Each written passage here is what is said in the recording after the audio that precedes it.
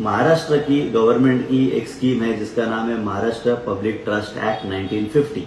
ये एक्ट के हिसाब से इन हॉस्पिटल्स को 20% बेड रिजर्व रखना है पुअर गरीब पेशेंट्स के लिए। पुअर गरीब का definition natural health, physical health, domestic health, social health, spiritual health. दोस्तों, मैं आदिल अंसारी। मैं आप लोगों को आज बताना चाहता हूं कि ब्रिज कैंडी, लीलावती, रिलायंस का जो हॉस्पिटल है, हिंदुजा हॉस्पिटल, सैफी, मसीना, ऐसे बड़े बड़े हॉस्पिटल में आप फ्री इलाज कैसे करवा सकते हो। महाराष्ट्र की गवर्नमेंट की एक स्कीम है जिसका नाम है महाराष्ट्र पब्लिक ट्रस्ट एक्ट 1950।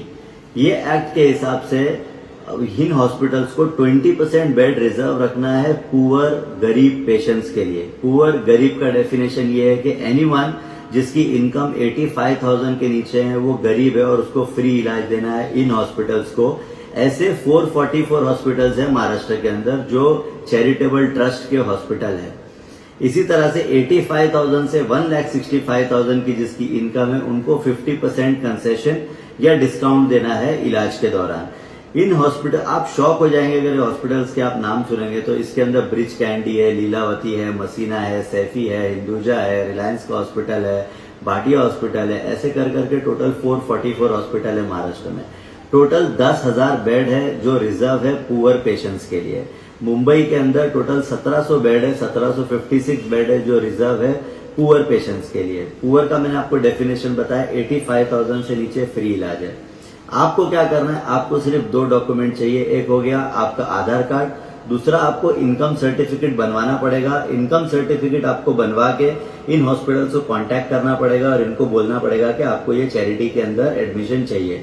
अगर आपको कोई भी दिक्कत आती है इस दौरान तो मैं स्क्रीन के ऊपर आपको जो ईमेल आईडी दिखा रहा हूं इस पे आप ईमेल कर सकते हो। ये चैरिटी कमिश्नर के ईमेल आईडी है, चैरिटी कमिश्नर ऑफिस के, और आप उनकी हेल्प। जैसा कि मैंने आप लोगों को बताया, लीलावती, ब्रिज कैंडी, पुणे के अंदर Ruby hall clinic, Jahangir hospital, इतने बड़े बड़े हॉस्पिटल आपको फ्री इलाज क्यों देंगे? आपके मन में सवाल आया होगा। तो आप समझिए, गवर्नमेंट इन हॉस्पिटल को सब्सिडी देती है। इनको जो मेडिकल इक्विपमेंट्स है इसके अंदर सब्सिडी मिलती है, इम्पोर्ट ड्यूटी फ्री मिलती है, इनको ये सारा सब्सिडाइज रेट में मिलता है। इनको गवर्नमेंट लैंड फ्री में देती है या कम रेंट में देती है। जैसे मैं आपको जानकारी दे दूं, जो रिलायंस का हॉस्पिटल है अंधेरी 4 बंगलो में और सुश्रुत जो हॉस्पिटल है, इन दोनों हॉस्पिटल को जमीन का जो रेंट है, साल भर का रेंट सिर्फ 1 रुपया है। अंधेरी में, वेस्ट में 4 बंगलो के अंदर जो हॉस्पिटल है उसका रेंट साल का सिर्फ 1 रुपया है। उसी तरह से ये सारे हॉस्पिटल्स को बहुत सारी फैसिलिटी दी है गवर्नमेंट ने। इलेक्ट्रिसिटी और वाटर का जो इनका बिल है इसमें एग्जेम्पशन मिलता है, इनकम टैक्स में इनको एग्जेम्पशन मिलता है। बहुत सारे हॉस्पिटल को FSI फ्री दी गई है कि उनको डेवलप करने के लिए, अगर उनका 4 फ्लोर है तो 5वां 6वां फ्लोर बनाने के लिए दिया गया है। तो ऐसी बहुत सारी दीगर फैसिलिटीज गवर्नमेंट इनको देती है, जिसकी वजह से गवर्नमेंट ने इनको कहा है कि आप अपने हॉस्पिटल में 20% बेड को रिजर्व रखेंगे। तो आपको ये फ्री में नहीं मिल रहा है, आपका हक है, सरकार ने इनको बोला है और ये फैसिलिटी आप अवेल कर सकते हो। ऐसा लगता है कि सब्सिडी सिर्फ JNU या गरीब लोग ही लेते हैं, ऐसा नहीं है। सब्सिडी बड़े बड़े हॉस्पिटल भी लेते हैं।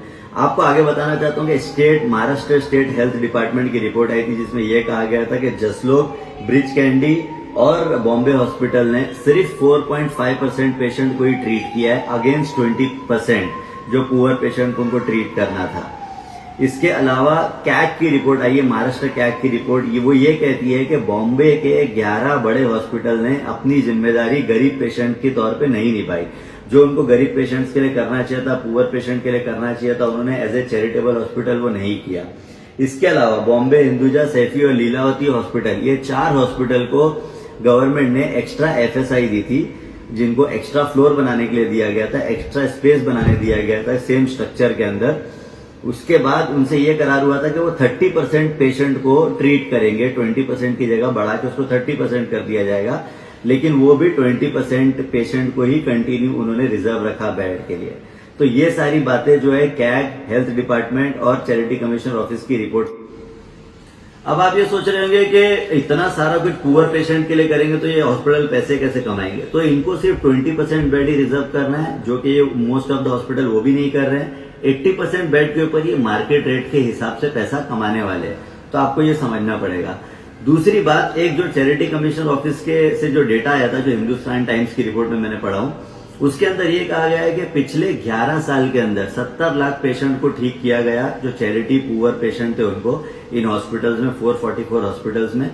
उसमें से बॉम्बे के अंदर सिर्फ 4.5 लाख पेशेंट को ही ठीक किया गया। बॉम्बे के अंदर 17% बेड है और सिर्फ 6% पेशेंट को ठीक किया गया है। जो बॉम्बे के चैरिटी कमिश्नर थे शिव कुमार दिघे, उन्होंने भी एक बयान दिया था और उन्होंने कहा था कि जो मुंबई के जो बड़े चैरिटेबल हॉस्पिटल है वो अपनी जिम्मेदारी नहीं निभा रहे हैं। आउट ऑफ 10,000 बेड जो है बॉम्बे के अंदर 1700 बेड से ज्यादा है, लेकिन बॉम्बे के अंदर सिर्फ 6% पेशेंट को ही ठीक किया जाता है। तो ये सारा चैरिटी कमिश्नर की डेटा में बाहर आया है रिपोर्ट। यहां तक 2018 में चैरिटी कमिश्नर को एक नोटिफिकेशन निकालना पड़ा और इन हॉस्पिटल्स को कहना पड़ा कि अपने नाम के आगे चैरिटेबल लगाए, ताकि लोगों को पता चले कि चैरिटेबल हॉस्पिटल हैं। इसके अलावा मेरे कुछ सजेशन है जो गवर्नमेंट को मैं देना चाहता हूं, जो लोग अगर ये वीडियो पहुंचता है उन तक तो उनको देना चाहता हूं। पॉइंट नंबर 1, इन हॉस्पिटल्स को अपनी वेबसाइट पे बताना चाहिए कि चैरिटी के अंदर कितने बेड अवेलेबल है। पॉइंट नंबर 2, जो चैरिटी कमिश्नर की ऑफिस है उसका जो वेबसाइट है वहां पे क्यूमुलेटिव डेटा होना चाहिए सारे चैरिटेबल हॉस्पिटल्स का, कि कहाँ पे बेड अवेलेबल है, कितने बेड अवेलेबल है और पेशेंट कहाँ जा सकते हैं। इनकम क्राइटेरिया तो एक बार देखने की जरूरत है, क्योंकि आज की तारीख में 85,000 का मतलब बहुत कम होता है, जो कि महीने का मेरे ख्याल से 7-8 हजार है। आज की तारीख में 25,000 कमाने वाला आदमी भी गरीब है, तो उसको भी एक बार रिव्यू करना चाहिए कि ये इनकम क्राइटेरिया इसका बढ़ाना चाहिए। 3 लाख 4 लाख भी लोग साल का कमा रहे हैं, उनको भी इस स्कीम में ऐड करना चाहिए। 85,000 1,65,000 ये बहुत कम है। इसके अलावा मैं ये भी कहना चाहता हूं कि वार्ड लेवल के ऊपर जो लोग हैं, जो वार्ड ऑफिसर्स बैठे हुए हैं, जो लोकल लेवल पे जो लीडरशिप है, उनको भी ये बात लोगों तक अवेयरनेस करना चाहिए कि ऐसी कोई स्कीम है। सो इन चैरिटेबल हॉस्पिटल को भी अपने रिसेप्शन एरिया में एक एलईडी लगाना चाहिए और वहां पे बताना चाहिए कि कितने बेड अवेलेबल है, कितने बेड खाली है, कितने बेड यूज हो रहे हैं। चैरिटी में 20% जो कोटा है उसमें से। और मैं आप लोगों से, महाराष्ट्र की जनता से एक सवाल पूछना चाहता हूं, क्यों आपको किसी मीडिया ने नहीं ये बताया? क्यों आपको अर्नब गोस्वामी में रात में 9 बजे जब वो पूछता है, भारत प्रोग्राम करता है तो नहीं बताया? क्यों आपको मीडिया वाले ये नहीं बता रहे? क्यों आपका नगर सेवक एमएलए एमपी आपको ये बात नहीं बता रहा है? क्यों सत्ता में बैठे लोग नहीं बता रहे? क्यों अपोजिशन लीडर नहीं बता रहे? क्योंकि यह आपकी काम की बात है। आपको इंटरेस्ट नहीं इन बातों में, आपको इंटरेस्ट है पाकिस्तान, चाइना, इंडिया, वॉर, मंदिर, मस्जिद, ये सब में। आप लोगों को सही सवाल पूछना पड़ेगा।